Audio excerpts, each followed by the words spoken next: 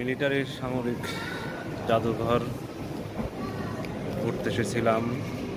দেখতে পাচ্ছেন বিভিন্ন, এখানে একটা আমার পিছে নৌকা দাঁড়িয়ে আছে, তাও অনেক দিনের পুরাতন মনে হচ্ছে। চলেন, আমি আমার এখানকার এক ভাই ছবি তুলছেন আমাদের, মুহিত ভাই সিলেট থেকে। এই আমাদের একটা নতুন আরেক পর্যটক, বর্তমানে অবসরপ্রাপ্ত বর্ডার গার্ড বাংলাদেশের একজন কর্মরত সৈনিক ছিলেন এক সময়।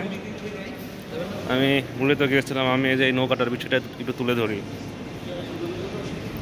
এটা হচ্ছে নৌকার বিষয়টি এখানে দেখতে পাচ্ছেন কি কি আছে।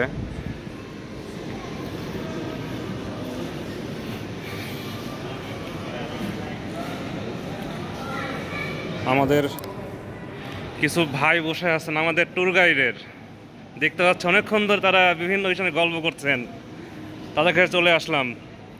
কিছু বলেন, এখানে আমরা কি দেখতে পারলেন, বলেন কি দেখলেন এই বিষয়ে? অতি শীঘ্রই ইনশাল্লাহ ইনশাল্লাহ।